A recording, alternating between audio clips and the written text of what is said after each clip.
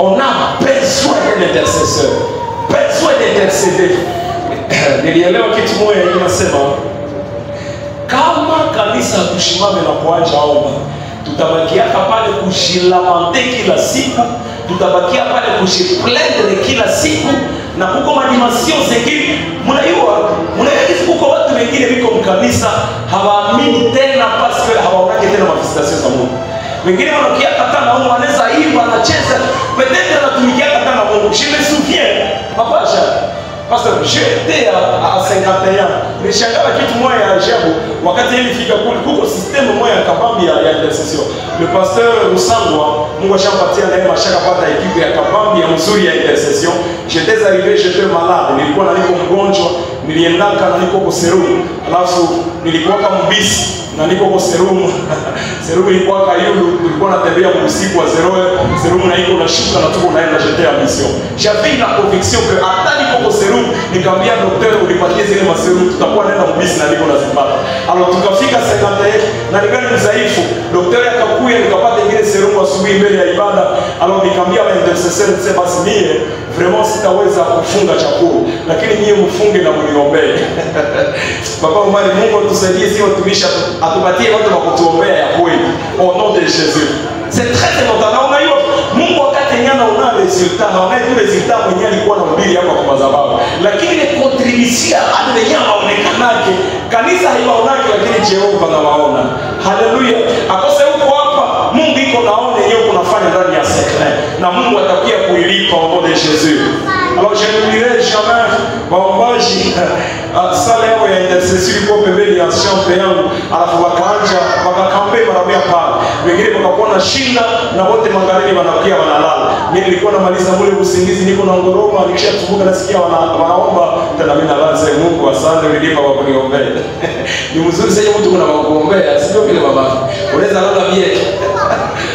Unasema Mungu kumaombi ya Allah unichunge kwa jina la Yesu Kristo. Ushaomba maombi ya wewe. Unasema Mungu mimi nalala kwa maombi ya Pastor Jacques au Jésus. Alors, vraiment j'avais expérimenté dimension ya intercession dans une période. Wakajima chakula pour beaucoup de jours, presque pendant toute la semaine. Alors, wakati yenyewe tulikuwa na séance ya délivrance et guérison. J'avais mis la puissance de Dieu, vite venu lui on a sana nikalipelea. Alors papa mmoja mzee wa kanisa, watu mingi sana walifunguliwa, wengine wakapona magonjwa za nguvu. Je me souviens un médecin, unaona senye muganga anakuja témoigner que nimepona, ile témoigner pour ne prendre au sérieux. Je muganga ndio nasema ya mwezi kwa alipona ya kweli. Muganga akakuja alikuwa yuko na kivimba hapa nyuma ya masikio. Je dis témoignage vrai. Na yuko na kivimba hapa nyuma ya masikio. Na tuko tunaomba dans sécurité ya normal, après quelque temps kivimba haiko tena. Disparition concrète. Yeye peke akapita kwa madhabahu akamata micro, si comprendre. Mimi kwa muganga nilikuwa na kivimba hapa complètement guéri. Vraiment mimi na ndio kuitibe. Nilishangaa. Nilikuwa shangaa. Dieu dit c'est la vérité. Alors papa mmoja mimi wakati yeye nilikuwa na shangara, papa mmoja sasa tunamaliza, alikuwa mzee wa kanisa, akaenda niambia hivi, asema mtumishi, tumekutana na nguvu za Mungu basi. Papa leo nataka sasa mnafie iko mtisao de puissance, lakini amini nguvu za Mungu. Il fallait présence ya un intercesseur. Niko nazungumzia juu ya intercession hapa. Un intercesseur mwenyewe alikuwa mshambre wote wa provoquer puissance ya Mungu kusudi ionekane ndani ya kanisa, na huyu mtu mwenyewe alikuwa mkanisa na haamini, asali amini kweli kabisa Dieu existe. Je me souviens papa Rusangwa ndio aliniambia msalo wake, asema beti kuko vitu vingine wenyewe Mungu anafanyaka, halifanyaki kila siku, anafanyaka kwa siku sasa fulani juu ya ile fulani wenyewe kwa mkanisa. Wenyewe hawaamini tena vya Mungu, washaingia ndani ya religion. Il est quoi plus que Dieu réel. Est-ce que mnaelewa kizi Jehova yuko hapa? Wengine watasema mtu unaiwa toujours parce que c'est la religion. Mais il est ici. Il est ici. Je me souviens un jour le pasteur Tom siku aleta témoignage, akaitaka watu waseme wenyewe ni wagonjwa wakietu waombea. Watu mbili wakakuja mbele kwa madhabahu pale, akaanza waombea. Après quelque temps un miracle, mtu mmoja anakuja na hawezi kutembea na iko na mabekie. Mungu akamwambia kamata zile mabekie, akazikamata. Alors ule mtu mwenye alikuwa paralitiki akaanza kutembea vile na mguu. Wenyewe walikuwa bade, wengine wenyewe walikuwa kule mwasamble, wakapia mimi nakimbia saa mashallah pale. Sasa na mimi nilikuwa mgonjwa. Sasa wewe ulikuwa na pasi. Tu vois, zile ndio makanisa, les gens ne croient plus. Les gens ont besoin de voir l'authenticité de la puissance de Dieu. Alors kuko wakati yenye Mungu anawekaka fando ya intercession ndani ya roho yako kusudi uweze kuomba zile alama na miujiza zionekane tena upya mkanisa.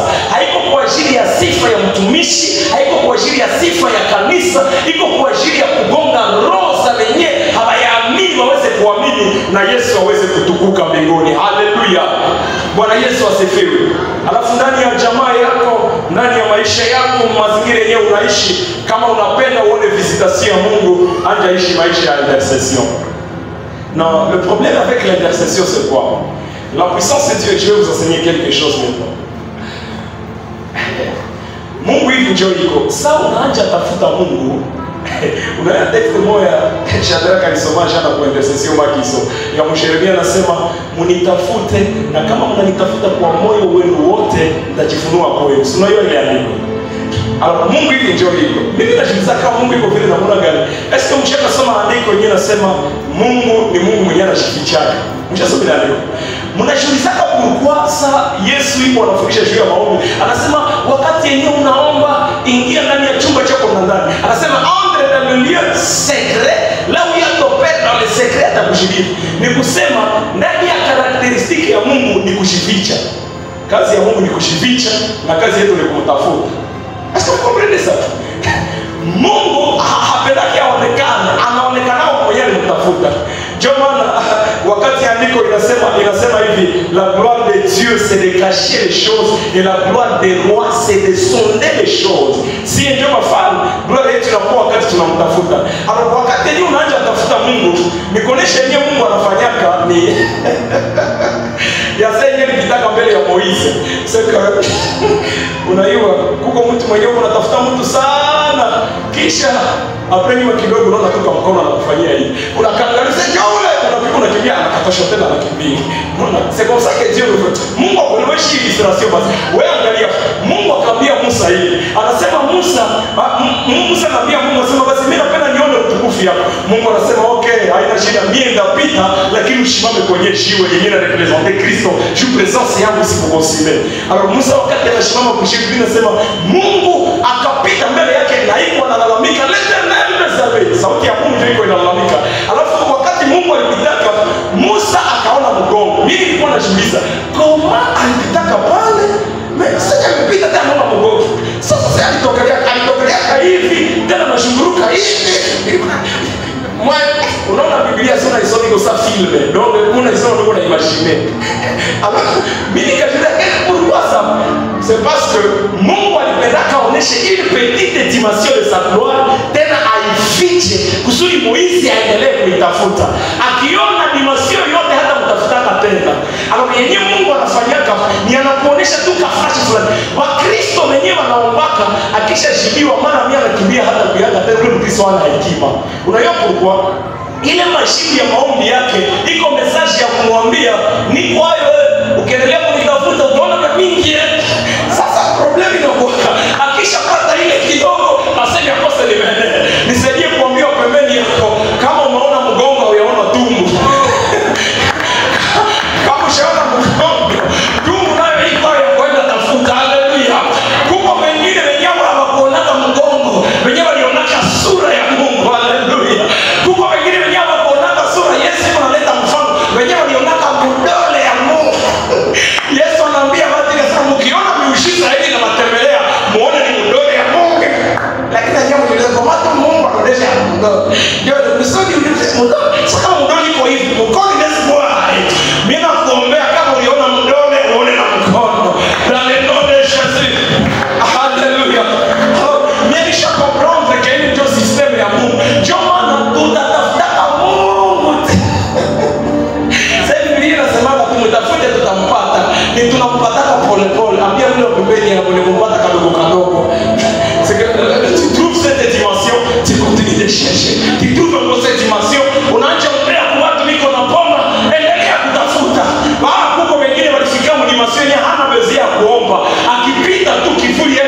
maisha. Nilikuwa na imagine chamebi video niko na shughuli kama watu walikuwa kuya na hii mshware, haiko mshware ya Paulo, ni mshware ya mtu yako wewe, uliacha kakako ni mgonjwa. Unakia useme niko naenda kumkutana ya Paulo. Au waliwaje au Paulo atakomea. Unakuya tu ukia mzia mfano Paulo mshware ya Paulo ya watu vitambala uanguzisha Paulo pa iko Biblia inasoma. Ukisha pia unarudia nacho. Nimeshapata paracetamol mshware. Hawa wajoga ni wa Mungu badito kwa pande kwa pasha. Tu wachezea Mungu. Hawa wali wa Mungu hiyo sauna iwaka hivi tunasema ya Mungu kama nakufia maombi ni kufu. Nilikuwa nakuja sikumwa vitu hivi frere moyo akose akapanda hiyo samtai. Asema mwalimu nimeona niko nafanya jene afi. Asema mimi na jene maisha yangu yote.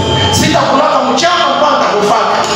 Mzee frere, sasa ndio mbele ya Mungu frere. Frère, on sait que la jeunesse avait là. Donc, on a regretté. Comment on est là, on met un mot mangaré que je me souviens. Je me souviens, il est là pour faire un petit mot à l'hôpital, moi, à Pakistan. Alors, ça, il me na naikala nje. Alors, miguu yake na nabiba mtoto mdogo karibu lizo. Alors, nikasikia roho yangu kabisa, Mungu akifanya huyu muujiza, wazazi yake na wataamini. Wazazi yake walikuwa ni wasiamini. Nikamwangalia, nikamkamata sema Seigneur, fais-le s'il vous plaît. Nikamwekea mkono, nikaleta madeclaration zote. Nakumbuka nilikuwa mseminari wakaniletea kiwete, sasa nilikuwa namsimamisha hivi. Petro nikamataka kiwete, akamwambia kwa jina la Yesu simama na utembee. Nikamkamata. Simama kwa jina la Yesu. Nikamsimamisha sana na mwacha anaanguka tena. Sasa hapa president, pale ndio nasema basi mkie mrudisha. Si unajua shida kama mtatoka kwa sababu na unasema kisha ndio juice kwa sababu kopi hapo wewe peke unge kwa kanisa. Sio hata kusimama tumuombe. Omwaki kadhaa kutembea na wewe mkuu wako hivi. Njoo ataweza kutoka kwa sababu. Sasa nikikaa mshamba nikasema Mungu wangu tuko baba, tuko mafariseo ya kusoma Biblia.